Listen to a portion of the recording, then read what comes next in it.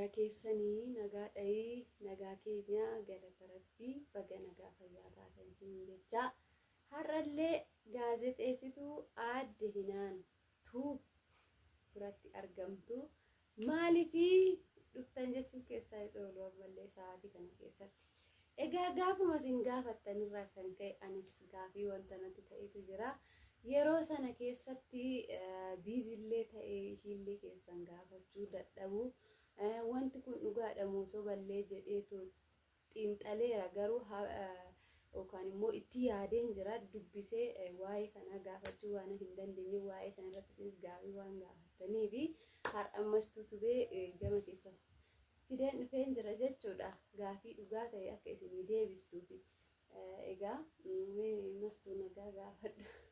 Ashamaa harka fuunee jaalatamtoonni fi kabajamtoonni maatii keenya taatan hundi keessanuyyuu akkam ooltanii nagaa ooltanii akkam sa'aatii kana geessan isiniin jechuu jaalanna akkasumas bakka jirtanitti nageenya raaroo waaqayyo isiniif haa baay'atu. Obboleettiin keenya gaafii sirraa qabaa uummannis gaafii si gaafachaa jira jettee fuuldura keessanitti na fiddee jirti. Gaafii kee itti fufii andamuu naman deebisu waaqayyo na taasisuudha.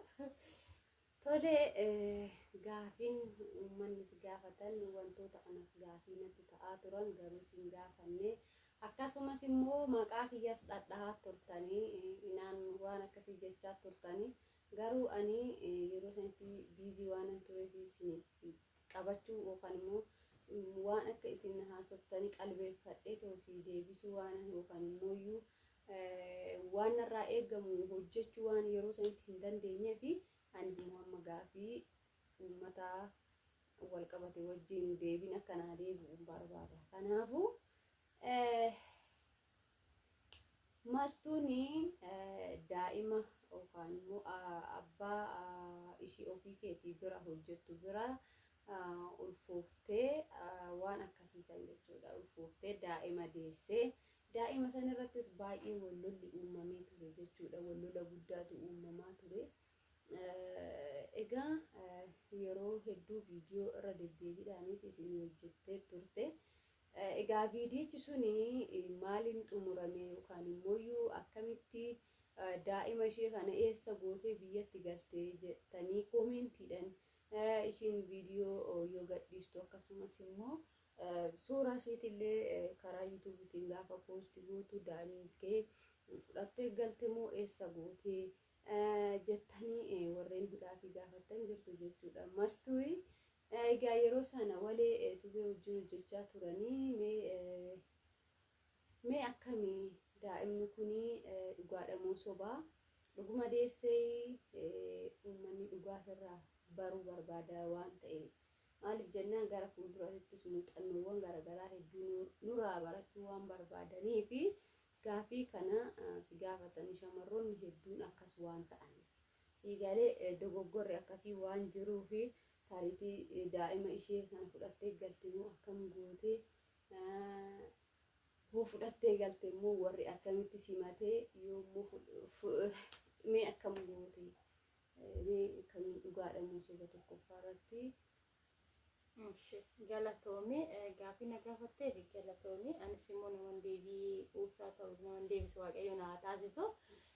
Sa'aatii sanitti eeyyen viidiyoo san hojjechaa turre. Viidiyoo hojjechaa turre san irrattillee yeroo baay'ee gaafii hedduun naaf dhufaa ture jechuudha. Arrabaanillee wantoota baay'eedhaanillee yeroo baay'ee ani sa'aatii sanitti firaankillee yaa hojjedhu garuu dubbichi sun firaankii ture jechuudha malee waan akkanaa hojjedheeti miti jechuudha. Garuu immoo sababa maaliitirraan kan ka'e viidiyoo kana hojjette jechuun isaaniitis nafu atis jechuu dandeessaa amma sa'aatii kanatti yaadni sammuu kee keessa dhufuu danda'a. Fakkeenyaaf ijoolleen keenya akkuma ani biyya ambaa ba'ee hojiidhaaf manaa ba'e sanii shamarroonni hedduun harki caalaan biyya arabaa keessa jira jechuudha. Ijoolleen akkasii jiraachuu danda'u. Narras ga'uu baatu ani firaankiidhaan agarsiisee jira. Namoonni baay'een immoo irra ga'uu danda'a jechuudha. Gaafa irra ga'u kana immoo fakkeenyaaf haala kamiin keessa darbuu danda'u. Viidiyoon kun namoota hubateef barumsa ta'a. Namoota hin hubanneef immoo nama arrabsuuf deemu jechuudha.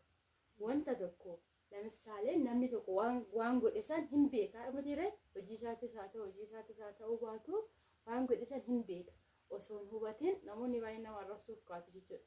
Nama arrabsuuf osoo hin ta'in hubachuu qabu. Anakka anaa yookiin ani firaankii fakkeechee hojjedhe san rakkinni irra ga'ee jiraachuu danda'a. Rakkinna san keessa haala kamiin ba'u. Lamisaalee biyya ambaa keessatti dhiisitoo biyya ofii keessattuu rakkinni tokko gaafa sirra ga'e gaafa lolaan deemte loluma uumama. Gaafa obsaan deemte dammoo obsaan aannan goromsaa dhugaa dhumtire gaafa obsaan deemte dammoo wanna san keessa darbuu dandeessa. Anis kanammoo bifa firaankiitiinan hojjedhe malee ani daa'imootis illee hin qabu ture. Garuu firaankiin kun namoota baay'eedhaaf barumsa gorsa ta'a jennee yeroo san walii tuubii wajjin hojjechaa turre malee ani daa'ima hin qabu. Anumaas hin goone isiniin jechuu barbaada. Nutsuufi harka kiyyaa akkan hojiidhaaf ba'ee fittan hojiidhaaf biyya kootitti galee galata waaqayyo siin jechuu jaalladha obboleetti koo. Tole dhageessanii jirtu jechuudha hordoftoota keenya yeroo baay'ee wantoonni hamilee nama cabsan hedduu jira jechuudha. Kanaafuu immoo wanti nama tokkorra gahee muuxannoodha waan ta'eef tariitii firaankis haa ta'uuti barnoota kan hojjedhe jechaatti. Egaa viidiyoo san keessatti barnoota hedduutu jira jechuudha.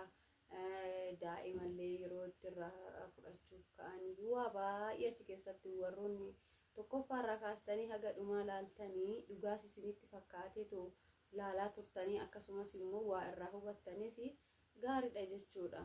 Meeqa keenyatti osoo hin jaalatin biyya ormaa keessatti wantoonni garaagaraa nurra gahee kuni lakkoofsumaayyuu hin qabu jechuudha. Akkasumas immoo ilaalcha baay'ee badaallee namoonni namaa qaban jiru yeroo sanitti baay'ee tokko kasi arrabsan jiru baay'ee immoo kasi jajjabeessan kasi jabaadhu humaa miti daa'ima keetillee hin kennin namoonni siin jedhanii si gorsan jiru. Egaa hundumarraa waa baratu namni waa hojjetu nama of kee barsiisuuf qofa osoo hin ta'in nama waan gaarii barsiisuuf qofa osoo hin ta'in namarraayis waan gaarii barachuu sigalee waan badaallee hoo baratte namoota si jibbanii fi namoota si jaalatan namoota yoo ati rakkatte si gorsan namoota yoo ati rakkatte yookaan immoo yoo rakkoo tokko keessa seente si jajjabeessan fi namoota si jibban arguu dandeessa jechuudha. Yeroo baay'ee namni hojii namaa jibbanatti fakkaata.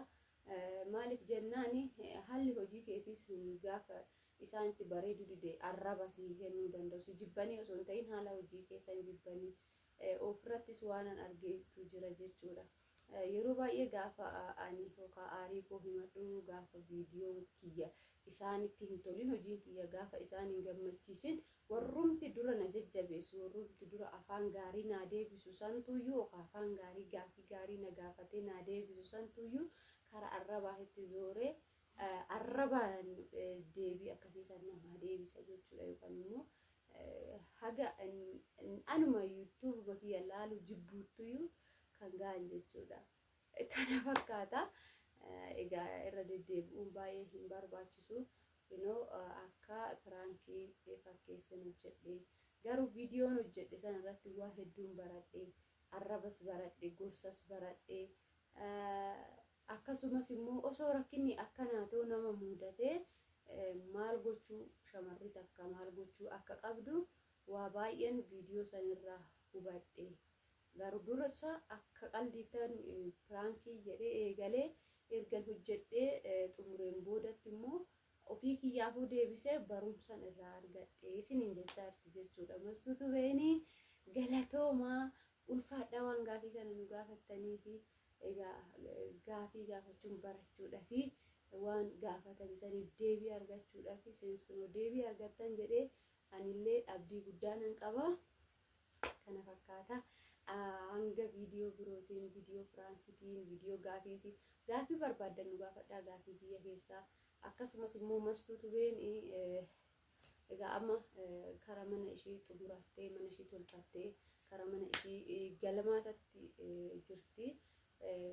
Egaa yeroo sassanis immoo viidiyoo garaagaraa viidiyoo barsiisoo ta'an isin hojjechaa akkasumas immoo gaafii nu gaafattan irratti deebisanii hojjechaa kan si faana turuu ta'a jechuudha. Isin immoo gaheen keessan like, share, commentii gochuudhaan hiriyoota keessan biraan akka isin nurraa waa baratan, hiriyoonni keessanis immoo dhufanii akka waa hubatan yookaan immoo akka nu barsiisan share godhatoo biraan gahaa too akka isaan nu hordofan taasisuu hin dandeessu isiniin jennaa. Sumarraanii horaa bulaa isiniin jenna. Egaa kana fakkaata. Gaafii yookaan immoo waan biraa wanti dabaltee jiraate. Wanti dabalan maaliif dhaggeeffatanii barumsa baay'ee irraa fudhattu dhaggeeffatu sila ta'eefu dhaggeeffadhaa viidiyoo kana koomentii barreessuun duratti dhaggeeffattanii raawwattanii deebii yoo gaafis qabaattan gaafii keessan nu gaafadhaa deebisuu yoo barbaadan immoo asumaan nus deebisuu irraa barbaadna isiniin jenna. Galatooma.